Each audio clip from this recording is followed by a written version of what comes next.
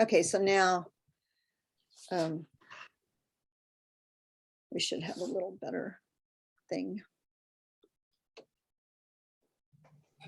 All right, so as usual, the first thing I'm going to do is draw my lines for where the mat would cover if I were to mat it. And hopefully this helps ensure that I will not get things so close to the edge. And now I feel like lately, and maybe it's a thing with the oil painting too, where I'm not framing my oil painting so I can go clear to the edge. I a little bit feel like this is influencing my drawing, this little space. So I am considering getting tape to cover that, but I definitely don't want blue or bright green tape. So I haven't really figured that out yet. And this time I decided, I had so much trouble drawing this before, I decided I would measure it and just see where the tip of the boat comes compared to the tip of the red boat. So that's 1, 2.5. And, you know, usually I definitely say don't measure first, draw first, then measure. So, but, you know, sometimes it's just how it is. So just a tiny bit more. So that will be the end, the bow of the red boat. And I just want to check my horizon line too. I'm going to do from the bottom of the photo to the top of the tree line. That's 2. So it's just a little over 2.5 times. So if I made this about right here, just check that. So 1, 2, not quite high enough. Wow, and that would be the top of the trees. And I'm measuring from my interior lines that I drew. Let me just put that one more time. 1, 2, maybe 2/3. So maybe I was more right here. So 1, 2. Yeah, so it somewhere splits the difference between these 2 lines. So this is going to be the top of my tree line.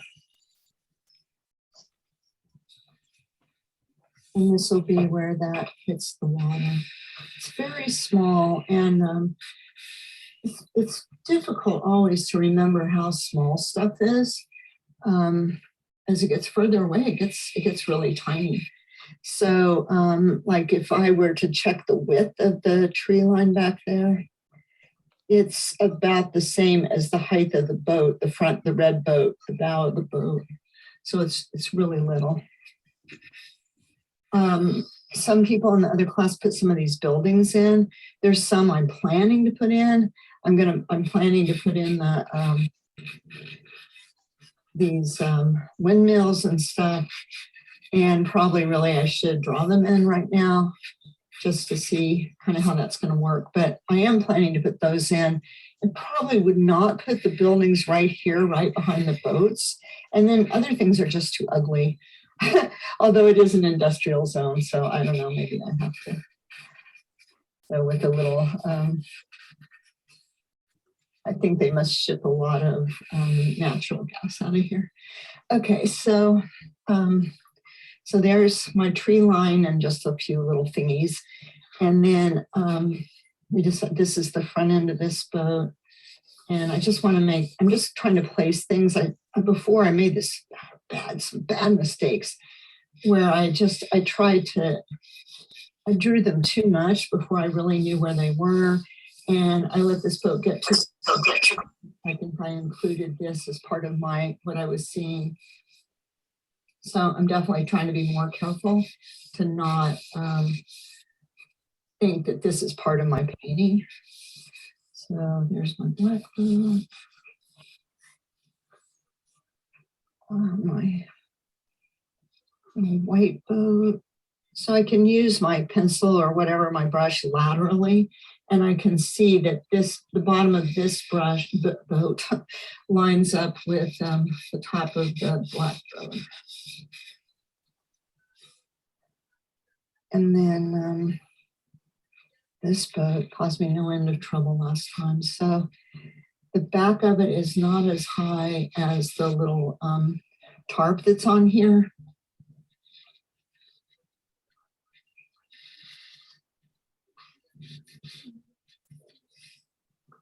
I'm just going to check the width of that boat, the length of that boat, the blue boat.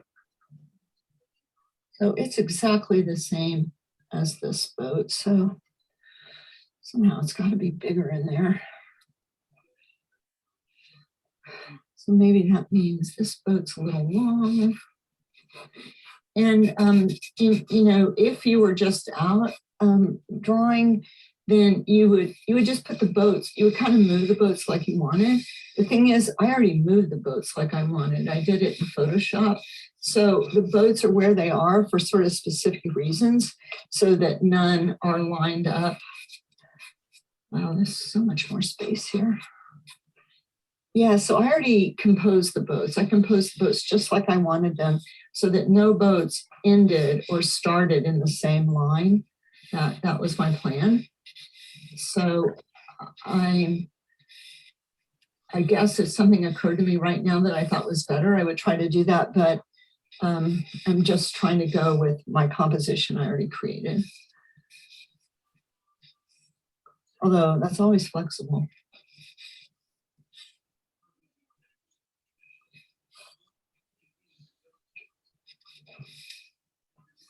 It's like you have your idea and you start your painting, but then the thing is, the painting eventually it has its own ideas. So, you know, it's maybe like when you're writing a book, maybe you got your characters and then they start to do whatever the heck they want. And it's kind of like with the painting too. Okay, so that seems pretty good. And then I'm just gonna put in the mask too. I'm gonna paint right over them, but I'm just sort of spotting them. And also I think that those long straight lines might help me with my drawing.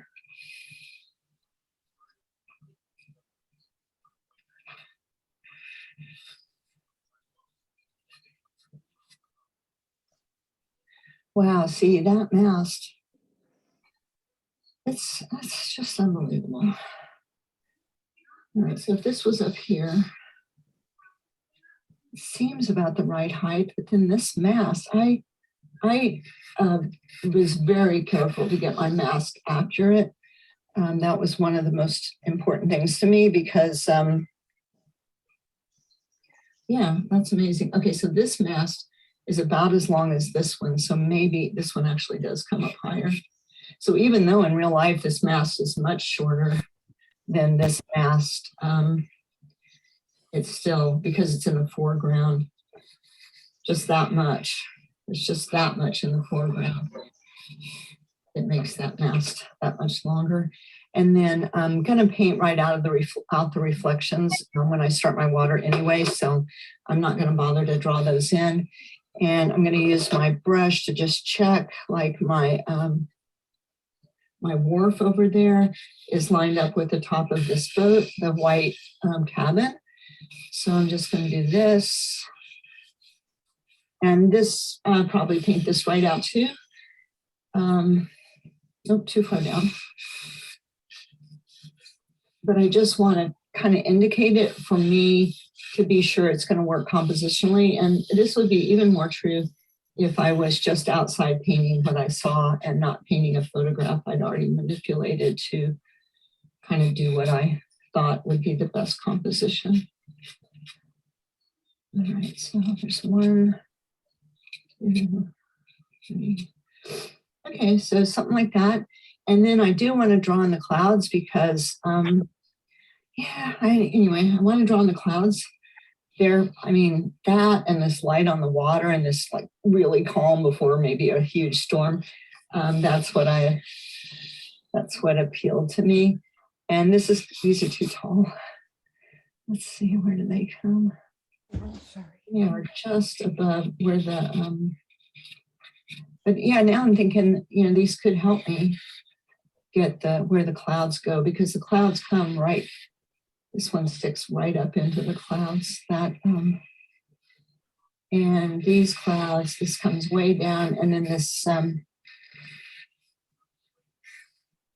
this cool cloud here, which I'm it's part of what I want to get, that the white cloud there.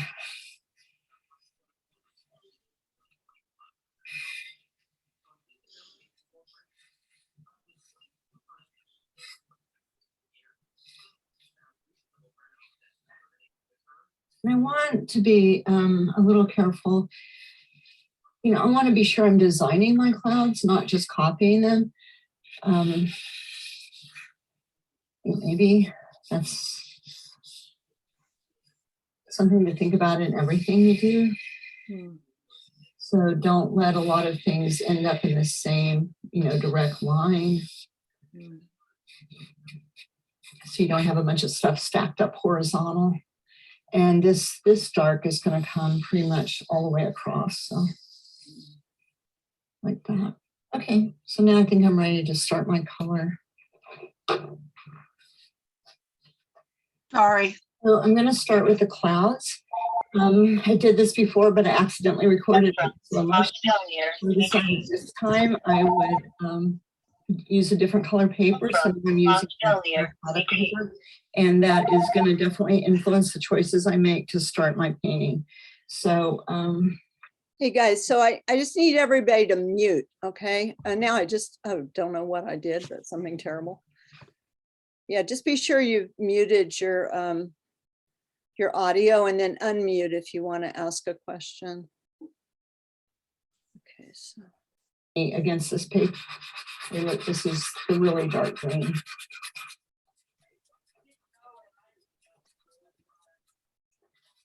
And I'm just going to try to remember to go clear to the top of the edge.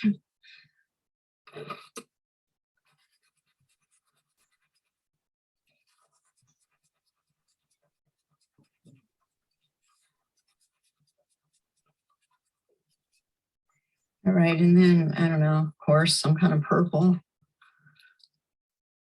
I don't know how dark this is.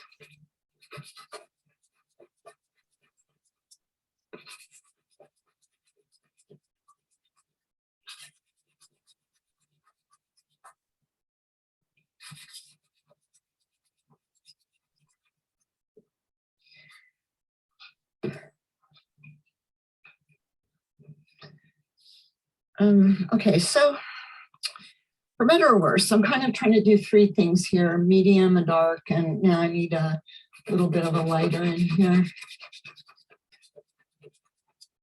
And you know what, in case I forget to mention it later, I think all this time I usually work from the top down, but really the last time over in your sky, you should work from the bottom up. It's in the same way that in the land you work from the back forward, because this is the part that's furthest away. And so I think that should kind of be encouraging to you that I keep learning new things too. Maybe, hopefully, better ways to do stuff. More efficient, maybe, is all it really is. Maybe better or worse is not really a issue, but yeah. I was sort of surprised at myself, honestly, that I had not figured that out sooner. And then, you know, as the clouds get further away from you here, the darks and the lights, there's going to be less contrast between the darks and the lights.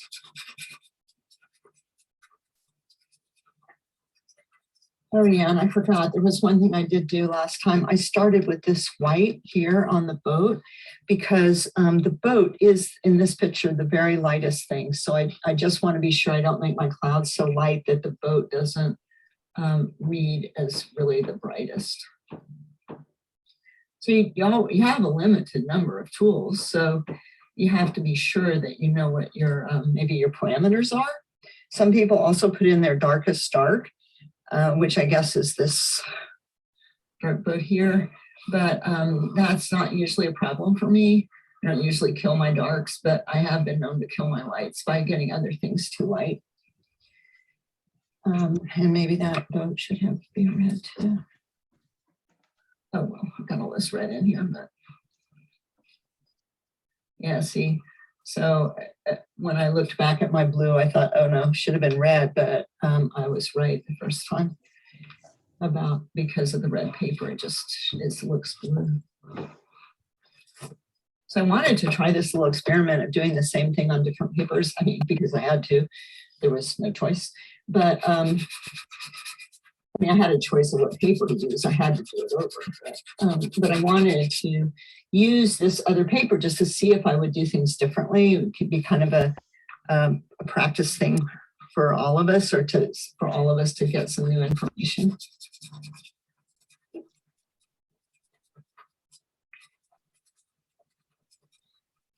And I do try to be careful not to let my colors get too light to start with.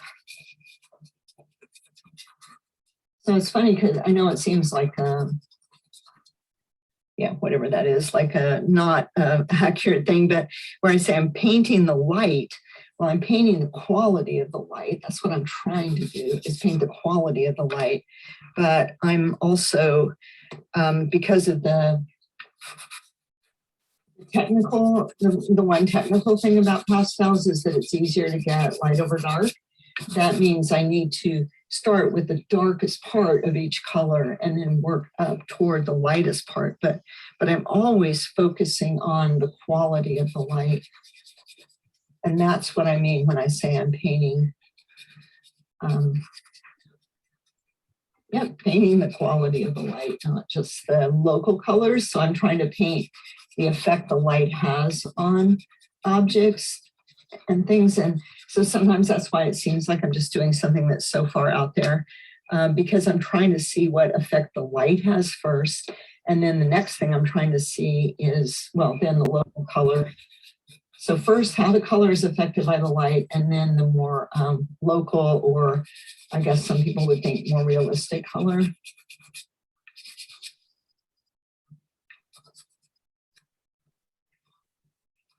So here, see, this is a good example. By working my way down, when I put this bottom cloud in, it definitely feels like it's on top. So the last time over, I just want to be sure that I work from the bottom back, or the bottom up on the sky. We'll see how that goes. This is kind of a new idea. It's definitely a new idea.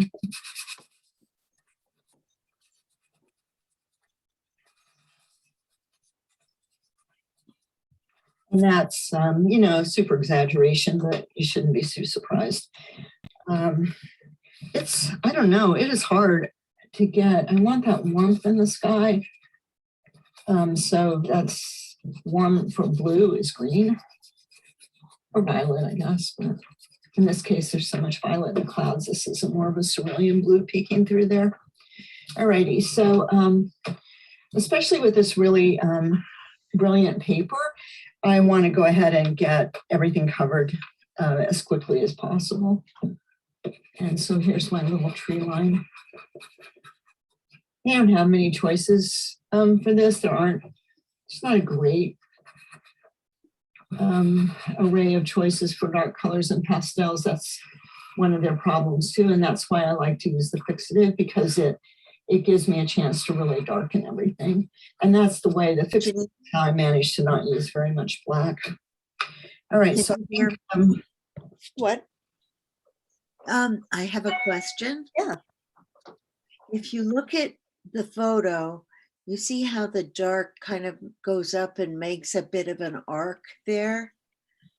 Is there any, Right here. is there a, yeah.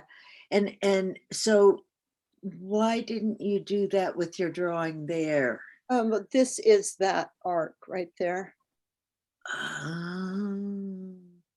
I see. All I did of it so far. I mean, there's obviously it's not drawn, Okay, but yeah. thank you. We'll see what happens. I can't remember what I do about that, but we'll see. this back here just looks so purple to me. So I'm just going to start it right away with purple. Let's see, is that? Yep, so this is a really dark purple, and I'm just going to risk breaking it because I don't want to use that point.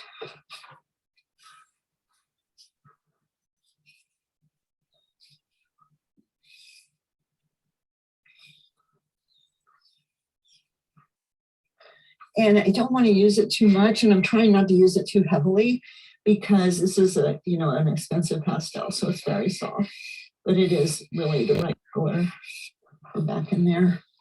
All right, so I'm just going to put that out a little bit out of my reach so I don't grab it on accident. And then I'm going to go ahead and get these darks, the dark blue. Oops, guess it didn't really go that far, does it?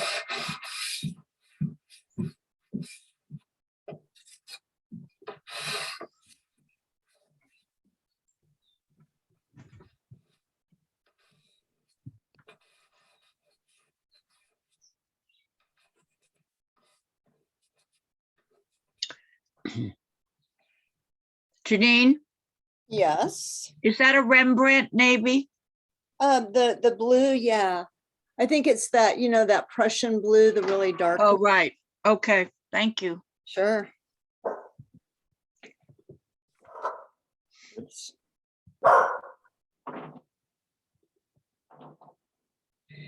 And then it's very bright over here, but I want to try to look at the very darkest parts in here and start with them, because I know I want my water to have transparent look, or you know, it's different than the solidity of the boats and the land, so I want it to have a different look. So I just want to be sure that I get all that, and I'm kind of making a weirdo move for me. Nope. I can find something dark enough. Okay, I'm just going to go with this gray. And I'm painting the dock right out.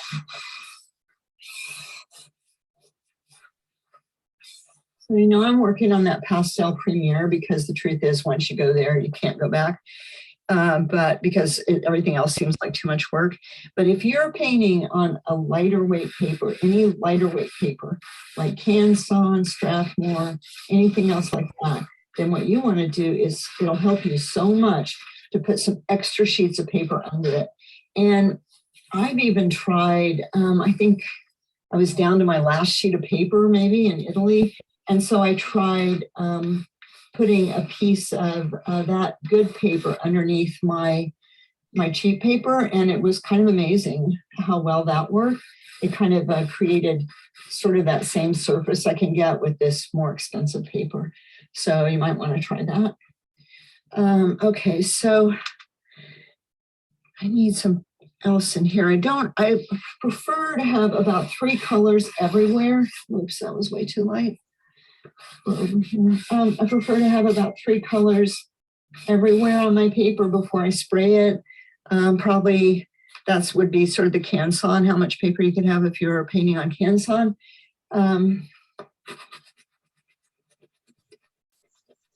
And maybe you could have 5 here, I'm not sure.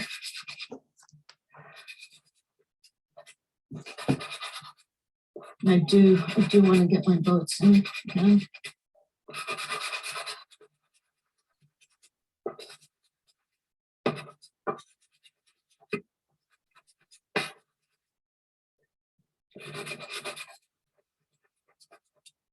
Get them in again. They've never hardly, I can't even find them now.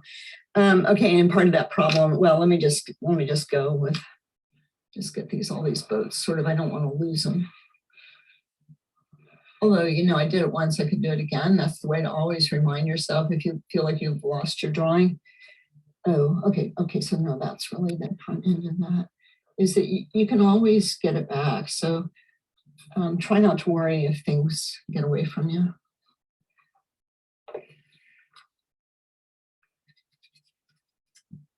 And make sure that boat doesn't look too big. And that boat is really kind of a turquoise, isn't it?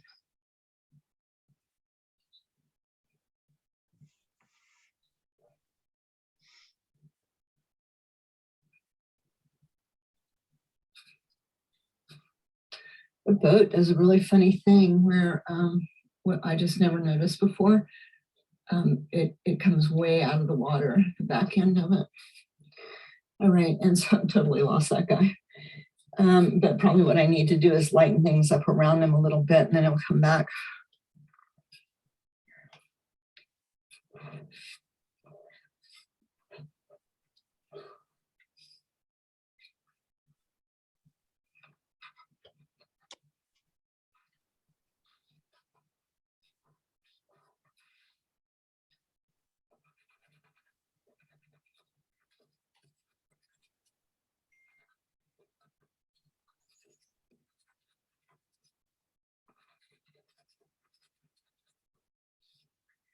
Alrighty, and I need this back into my boat here, which is pretty bright and a really different color than everything else, but I don't want to lose that yet.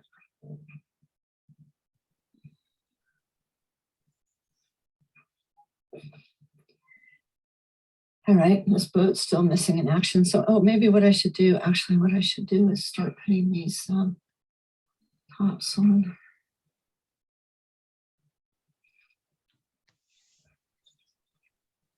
So one of my students told me that the thing about these boats is they don't have drain holes. So they have to have their little tops on so they don't fill with water.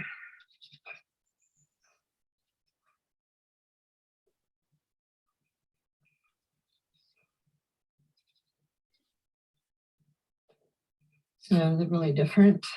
And she also told me that the booms are hand carved, they're wooden. And maybe the masts are wooden too. Actually, these mast lines are just place markers. They're not the real mast even.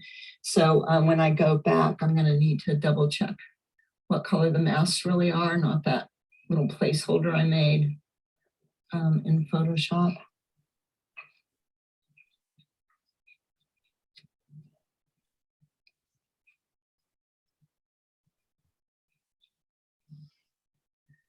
Okay, so this one looks too tall, doesn't it?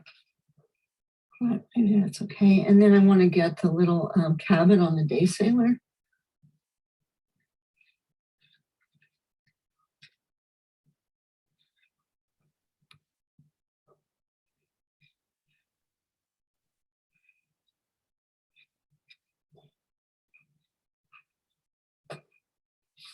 Having a little anxiety because I feel like my hand is not as steady as it used to be. So who knows, maybe I will in fact start using pastel pencils. Oh, that was the end of you. You were so great, color. Thank you for your service.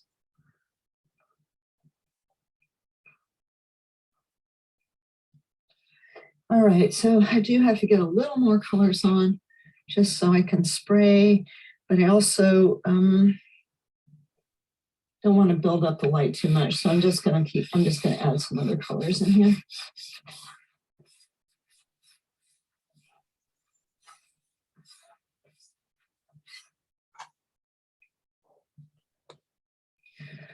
Yeah, there is that kind of green thing I left out down here. Is this the green? Yeah.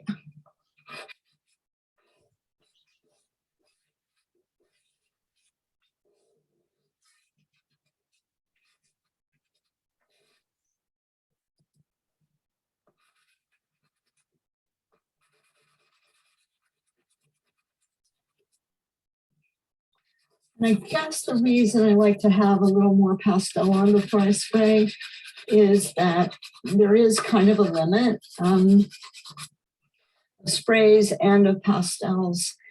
But I guess, you know, if I just put one color everywhere, that would be, it would be kind of wasteful because this is totally wrong to say. Because I mean, I tried a thing one time where I see if anything else is darker. Nope. I tried a thing once where I just to see how many times I could spray something. And on this paper, it was like after 4 sprays, it was pretty well cooked. So if you spray right after just one color, I think that would mean you limited the colors you could use overall. So if I try to have 3 colors in here now, then I can spray it, do another 3, and then spray it and do another 3, and hopefully that's the end. That should be the end, honestly. And the other thing I wanted to mention, which I hadn't thought about in a long time, but my technique, the technique I have, it was a suggestion by my teacher, but I never saw anyone do this technique. I just heard people talk about it where you spray really heavy. But the thing is, for me, it came out of desperation really, because I just could not get the colors right. And so then I would spray the heck out of it, and that would give me a chance to try again. And the other thing it did that was very helpful, because pastels are not as good about darks as some other mediums, it gave me that chance for everything to darken, and I didn't have to use any black. The blacks in Rembrandt, I think, are a little greasy, and so I don't really like them. And the times that I did use blacks, been a long time now, so I use the Holbein blacks, and they have a lot of different blacks, well, more than just, black. And I like that because I did use those sometimes back when I used to do tractors. They're very dusty, those Holbeins, compared to Rembrandts, just in general. So they just didn't have that same kind of greasy quality that the Rembrandt black had. So, it used to be great. You could go in the art store and you could compare pastels. Even here in even in Burlington, there were different pastels in the store that you could look at and sort of try. And it's really not that way anymore. So it's kind of a crapshoot. If you never were in Pearl Paint in New York City, holy cow, it was just incredible. There were so many kinds of pastels there, and you could just, peruse through all the different brands and pick and choose the colors that seem the best to you. All right, well, I still need to put just something over this here. Let's come back with the blue.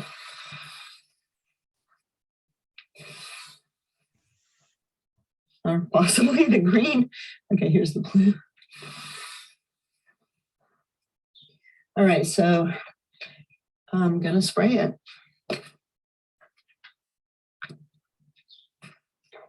Yeah, so when you spray things, leave it on the board and take it outside, and I spray it vertically just like that. I'm just actually not gonna spray it right now. You definitely wanna be inside, but I just kind of show you what I would do. So I start here and I go,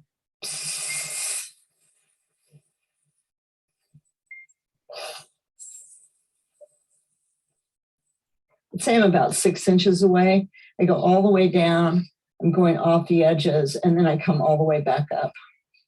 And then if I feel like there's a place I missed, I go back over that again. Okay, so you don't want it to run. That means you spray too much. You want to try to spray with the wind. The smart person would wear safety glasses, because if it gets on your glasses, it won't come off. It'll wreck them. Then that, in case you wonder how I know.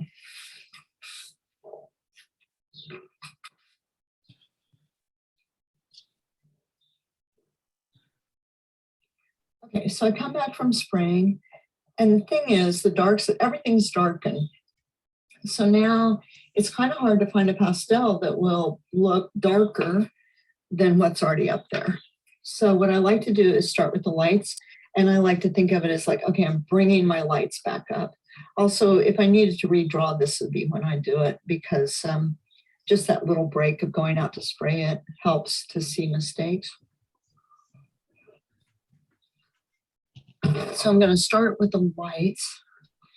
I think this is all still light enough. I think I need to work some other places. So I think I'll start at the bottom of the sky and try that, see if I can force myself to work up. So even if you use the same colors, they should look a little different now because of the fixative.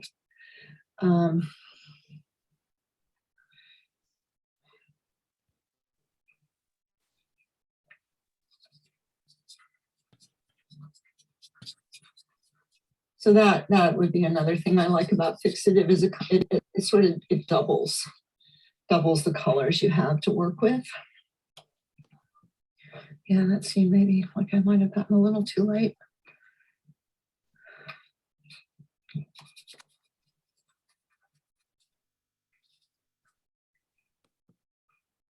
Oh, seeming a little light.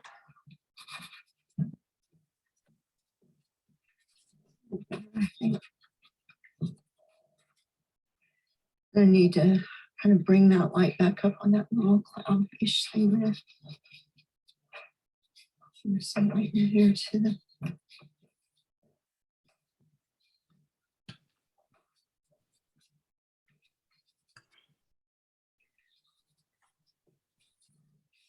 thought it might be nice. I mean, there is some over here, some more kind of horizontal movement. So try to get some of that to offset some of this big sweep. Okay, and so then I'm just going to keep working up here on the clouds.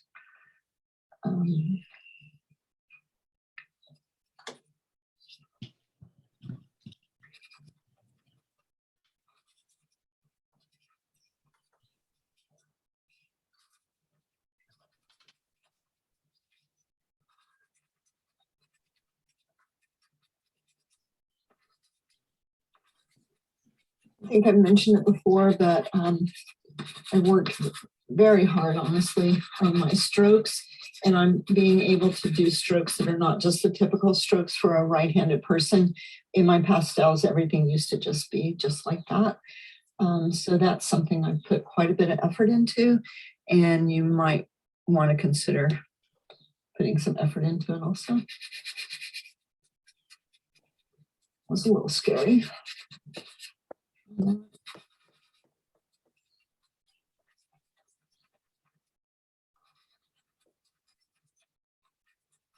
Oh, kids are home from the dentist. That did not last long enough, let me just say. All right, where's my darkest blue? Maybe.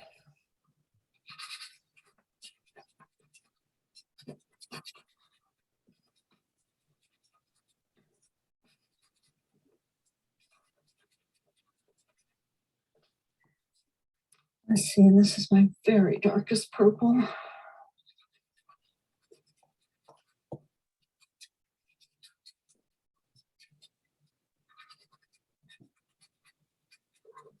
Janine, Really, yeah.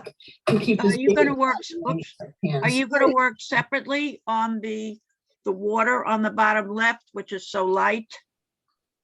I'm gonna get there in a Okay. minute. Okay. Yeah, maybe you don't want to, I don't know, you guys, is this too long? I don't know how much longer it is even. No, this is fun. Okay, all right. Yeah, I'm gonna work on it. I just was working on doing the whole sky, and then I think I start with the light on the water next. Okay. I'm always going from white to my really, almost always really darkest dark color. And I that see a cat's tail. some of the things that Monet did, where he painted what he called it the envelope of light. And he, so if you look at some of his work, we've done it before, but we could do it again. You look at his work, it doesn't reproduce very well in black and white because the values are all very similar.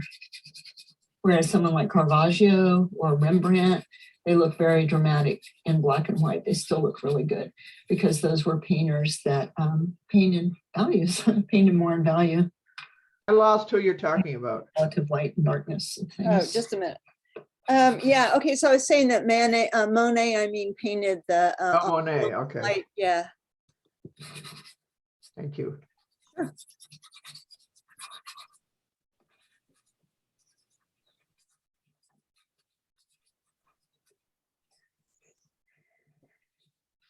Right, I think down here, like, you know, this has got to be darker than this, has to really silhouette. So I don't really have that light enough right down in there by the edge of the land. So you can decide that, obviously you can decide anything you want, but if you're trying to be a colorist, then you need to really keep track of how things relate to each other. So man, there's just nothing else to do with that except that dark green, I'm afraid.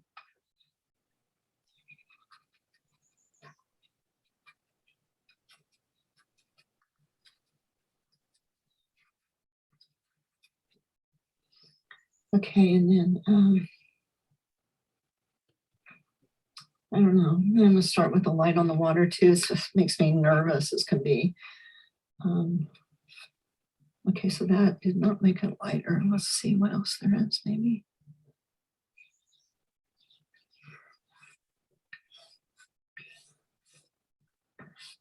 A lot of times I try to work on the water and the sky all at the same time, but also sometimes it just seems like I don't know. It just didn't seem that way to me this time. It seemed like the water and the sky were kind of different from each other. I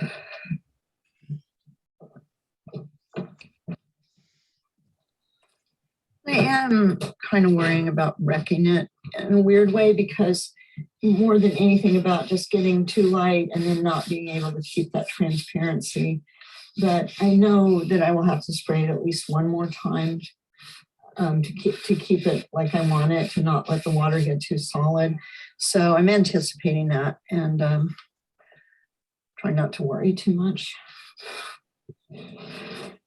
So I just sprayed it, and I'm pretty sure that all I've worked on is up here in the sky, these lights. That's one reason that I really like to spray things right before I'm done for the day. That does a couple of things for me, is that it guarantees that I have to come back and work on it again, because sometimes, I kind of look at what I've done and I think, what was I planning to do? So maybe I won't really work on it. But if I've sprayed it, then I know I have to work on it, because because I have to. Once you spray, you have to work on the whole thing again. So, and the other thing, if I spray it right when I'm done for the day, it means that I know that everything, I don't have to wonder, did I already work here? Did I work there? What have I done? I know that the whole thing is ready to be worked on anywhere I want. So like, I can't really remember if I worked on the sky or not.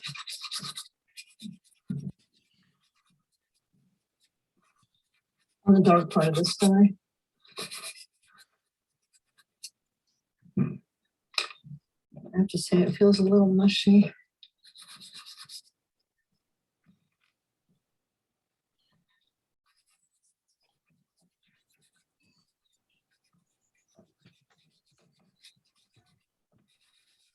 Look at that.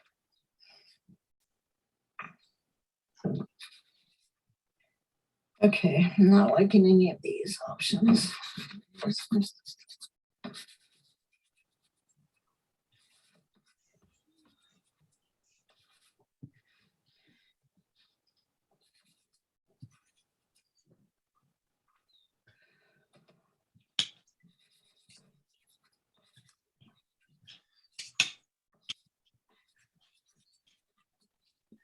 All right, so now I'm going to come down and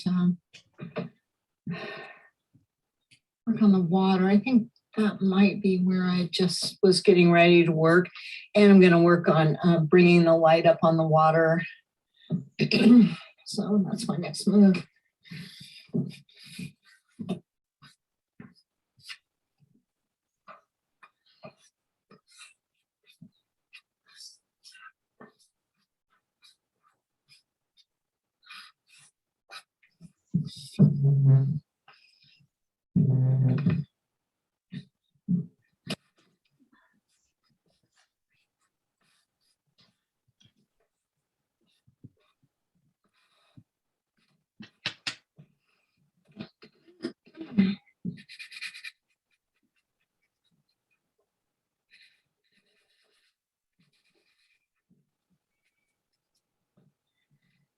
And I don't know, this water, I'm always like, oh, you got to work horizontal, use a horizontal stroke, but I kind of feel like there's other strokes too. So I'm not making it all horizontal like I might normally think I would. The thing to remember about water too is just like everything else is up here, it's much further away from you. So down here, the strokes are going to be wider, your ripples and all that, the strokes can be wider. And further back, then they get smaller as they go back. So something, like that. I've been really thinking a lot. Like the other day, I said something in class about how I wasn't really exactly trying to do realism, but then what am I doing? It's kind of what it made me wonder. And I really wanted to talk about this idea that I'm not doing detail for detail's sake. What I'm trying to do is make smaller variations of colors, and those translate as details. So because I like to make my colors as complex as I can, like nature is, then that means if I keep working on things and putting in more and more little subtle color variations, then things are kind of going to look more detailed. So I'm not just really trying to go make things realistic. Yeah, anyway, it's something I've been thinking about. And I appreciate it because it's you guys that have made me start thinking about these things. So thank you.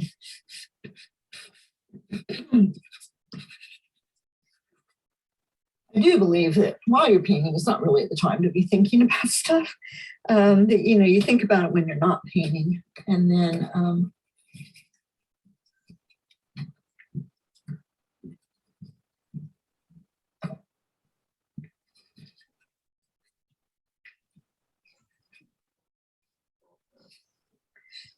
all right, so I wonder if I could.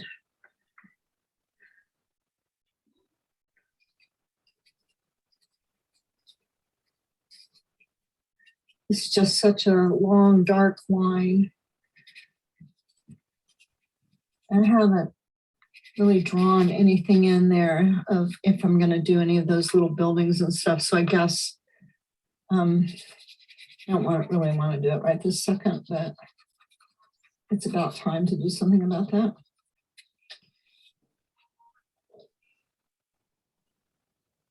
It's really dark over here, but I think the land is just slightly darker than the water.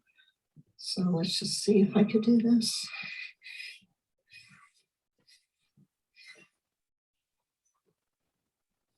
You know, some places I'm working a little lighter than others because I'm trying to get that to go ahead and let the other colors show through. So one thing I definitely do a lot of is I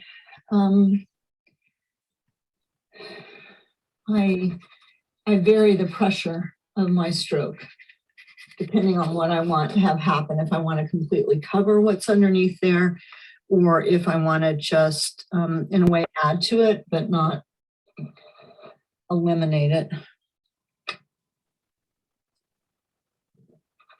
Eliminate the color that's underneath. So like in this case, I'm trying to keep that feeling that this is water and that the water, the sky, the land, the boats, the boats and the land are a similar situation, that they're solid things, that if you throw a ball at them, they're going to bounce right back. Whereas with the clouds and the water, if you throw something at it, it's going to go through it. All right, so I'm going to work on these dang boats a little bit.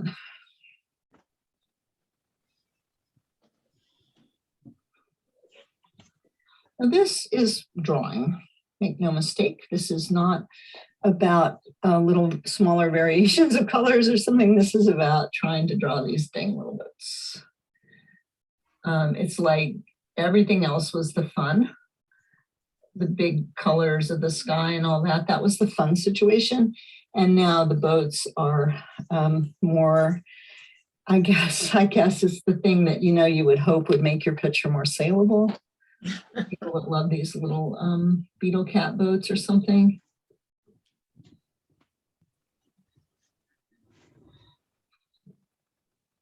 I don't know. I do enjoy painting the little boats, but it's not the same kind of fun it is to paint the background and stuff.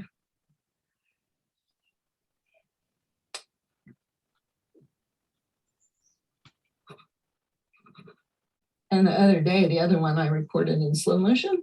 I know I had some reason. I wasn't recording the sound either, which I realized just doesn't really work for me to not record the sound, because I don't remember what I was thinking about later when I look at it. But I had some reason. I thought that I should kind of finish off the boats, sort of make it so I didn't have to mess with them too much in the future. And I think that was, I just don't know why I had that idea, but maybe it was something about like, okay, then I could just focus on the water around the boats and not, you know, like the thing is, you know, I'm just working with the pastels. So it's all pretty, it's pretty raggedy. So if I could finish the boats now and not have to come back to them and get boat colors in the water and stuff, then I guess I was thinking that would make me happier. It is time to put in some reflections. Now these reflections are fake. I did them in Photoshop by just turning the boats upside down and making them more transparent so the water would show through. So there's things that are happen in the reflections that I don't think are real. So like the lights, they just wouldn't be there. You can't see inside the boat in the reflection. So when you're doing stuff like this, hopefully, you know, I keep not learning my lesson that I'm not above the rules, but I'm hoping that some of these things are things I kind of realize that, you know, that is not an accurate thing, just turning the boat upside down and pasting it into a Photoshop document. But in general, reflections are darker than what they're reflecting. So, because reflections are reflecting the underside all the time. So that's the general rule. But, you know, rules are always made to be broken. So you have to always look. But if you're messed up and you say, why can't I make this reflection? Why does this not look like a reflection? Why does it not? Then one possibility could be that, you know, that you've made it too light.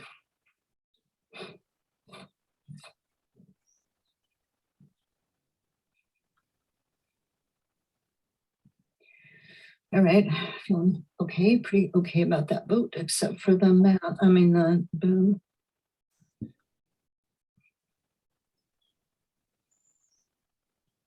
They're just the cutest little boats I've ever seen, but evidently they're really expensive also. Although maybe one could make one.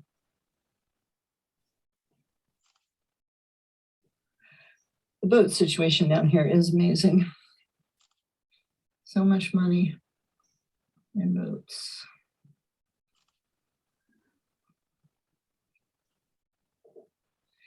All right, so I'm not putting in the mast yet because that's going to be like a really last thing. And the truth is I'll probably lay it down on the table and use a rubber. That's what I should have done.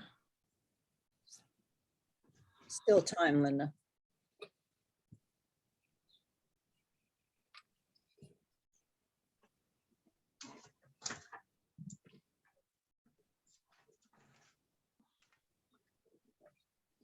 Yeah, to do this, I'm taking the opportunity to rest my hand on my easel just to help me keep it steady enough to do that.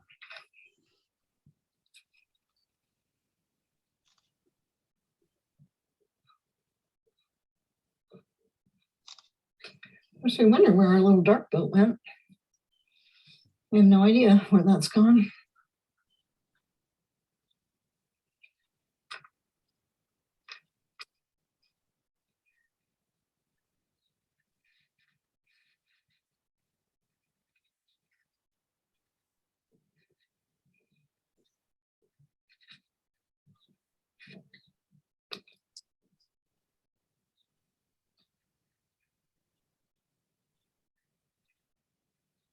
All right, so I'm just going to speed through this because I just like pick on these boats. That's all I do. Yeah, pick, pick, pick.